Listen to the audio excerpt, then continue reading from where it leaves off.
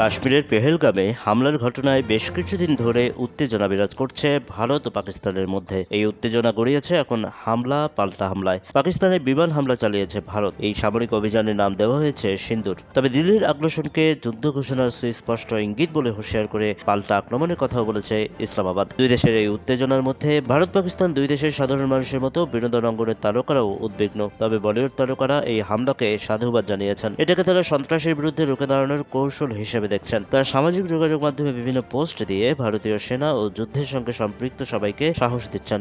দক্ষিণ অভিনেতা আল্লু অর্জুন এই অভিযানকে সমর্থন করে লিখেছেন, ন্যায় বিচার প্রতিষ্ঠিত হোক, জয় হিন্দ। অন্যদিকে বলিউড তারকা অক্ষয় কুমার লিখেছেন, জয় হিন্দ, জয় মহাকাল। অভিনেত্রী নির্মাতা কঙ্গনা রানাউত ভারতে এই অভিযানকে সমর্থন দিয়ে লিখেছেন, ভারত মাতা কি জয়। সন্ত্রাসের প্রতি কোনো সহনশীলতা নয়। ভারতীয় সশস্ত্র বাহিনী একটি নির্ভুল অভিযান অপারেশন সিন্দুর শুরু করেছে। পাকিস্তান এবং পাক অধিকৃত জম্মু ও কাশ্মীর জুড়ে 9টি সন্ত্রাসী শিবির ধ্বংস করা হয়েছে। দক্ষিণে সুপারস্টার রজনীকান্ত বলেছেন, যোদ্ধার লড়াই শুরু হলো, মিশন শেষ না হওয়া পর্যন্ত থামবে না। মোদিজি, গোটা দেশ আপনার সঙ্গে রয়েছে। তরুণ নায়িকা রাকুল প্রীত ভারতীয় যোদ্ধাদের লক্ষ্য করে লিখেছেন, আমাদের বীরদের অতুলনীয় সাহসের জন্য স্যালুট জানাই। এদিকে বলিউড তারকাদের এহেন ভাষ্যের বিপরীতে পাকিস্তানি তারকারা বলছেন, পাকিস্তানে ভারতের এই হামলা পরিশোধিত। দেশটির জনপ্রিয় অভিনেত্রী হানিয়া আমির ও মাহিরা খান এমন উক্তি করেছেন। ভারতের হামলার প্রতিবাদ করে ইনস্টাগ্রাম স্টোরিতে মাহিরা লিখেছেন, এটি প্রকৃতার্থেই পরিশোধিত হামলা। আল্লাহ আমাদের দেশকে রক্ষা করুন, আমিন। অন্যদিকে প্রতিবাদ করে হানিয়া লিখেছেন, পরিশোধিত।